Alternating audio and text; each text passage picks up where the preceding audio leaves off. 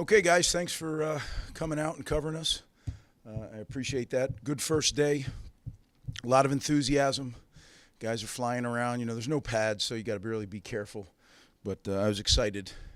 It's always great to get out there for the first official day. And this team loves football, so they're fun to be around. I'll open it up for questions.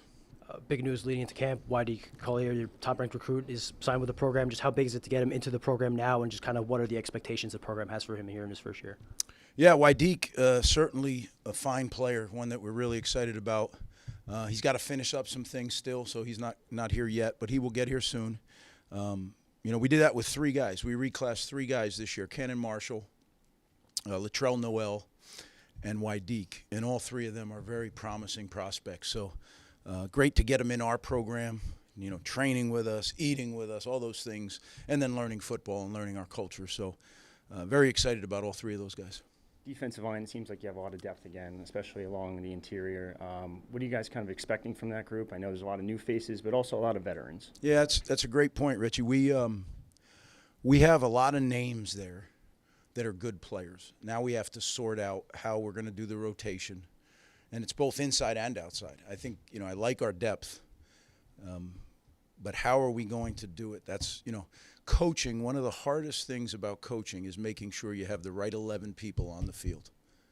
Anybody can put 11 out there, but are they the right people for this package or this scheme or that scheme? And that's going to be a challenge in camp, is figuring out exactly what each one of these guys does best. Linebacker position is one that's probably in a little bit of flux right now. What have you seen from a young group of guys, and is anyone standing out from the summer workouts? Well, I don't know if it's in flux at the first two, right? Like the first two, I feel very good about Moses and DJ. They've had really good spring and summer. They've been great with their preparation and their physical makeup. So I'm excited. After that, it gets a little bit foggy. You're right, because Abe's coming back from the surgery, and then we have some young guys that are all competing for playing time. We have Austin Dean comes back, and he's thrown into the mix. So it's going to be interesting, but I think that's what this training camp is for. Let's find out who are the guys, who's the third best, who's the fourth best, and then get them ready. And then how do you put them into different packages, third down packages? This is college football's turned into an 11 and personnel game, but when people go bigger people, are we gonna have another linebacker that can go on the field? All those questions have to be answered. With the offensive line, I guess, what's your assessment of the depth there, especially after some of the off-season additions that you guys made? Well, again, it's not a lot different than the D-line in that we have some new additions, but I'm anxious to see them really get after it and play, right? How do they do now that we're practicing every day? Like, to me, training camp, I love training camp because it's the only time during the year that we have their entire attention. There's nothing else on the schedule except football. Right? There's no girlfriends, there's no academics, there's nothing. And we practice or walk through or recover every single day. But we meet every day. And it's every day now for whatever it is, 20-something days straight. And that's when you make your biggest improvement, right? These guys will tub up, and then they'll eat, take a nap, and then they're back in the meeting room watching what they did this morning. That's how you make progress. Tonight we'll go walk through all the things that are coming up tomorrow. We'll walk through some mistakes that we made today. That's why training camp is so critical. And what is training camp? A great training camp gives you a chance to have a great season. It's one of those building blocks, I talk about all the time. One of the things you mentioned out in Vegas, too, was the running back competition. I guess, what do you want to see from that group that's going to determine how you split up carries once the season starts? Yeah, I mean, it's competition, right? And it's everything they do. It's how they practice, how they meet, how they take care of their bodies. Everything is evaluated, but that's every position. It just happens to be we have some really talented guys at the position, and someone's got to rise up and be the one that heads out on the field against Ohio with the first team.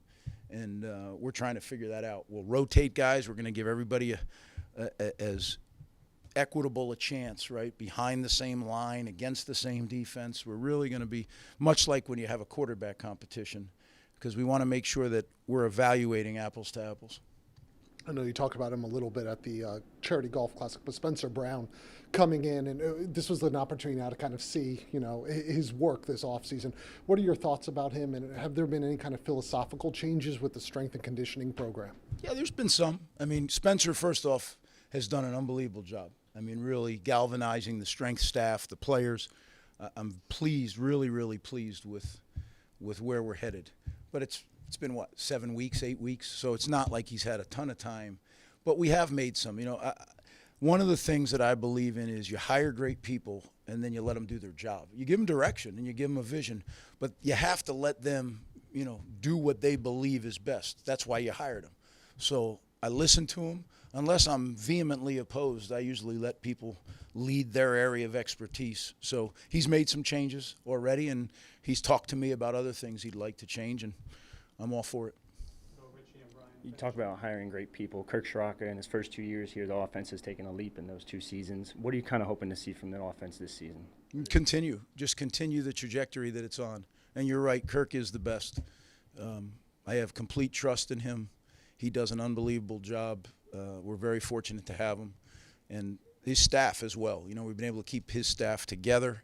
They're doing a great job. We were able to add Johnny McNulty back to the staff, which is huge. So I'm really excited about our staff in general, and certainly the job that Kirk's done with the offensive staff. We just need to continue on that trajectory. Ethan's a big part of that, right? I've talked before. We have a big guy to replace, and I think, sometimes it gets overlooked. But that left tackle, he started 50-something games, and, we have to replace him. So that's not a little thing to replace, and he's not a little man to replace, right? One of the biggest in the country. So, but we're working at it. We'll figure it out. Final question. It sounds like Rutgers potentially has a new athletic director. Do you have any thoughts on Kelly's in being the choice? Until it's official, I don't think it's appropriate for me to make any comments. When it is, I certainly will be there to help you guys out, okay? Is that fair? All right, guys. Thanks. Appreciate you covering.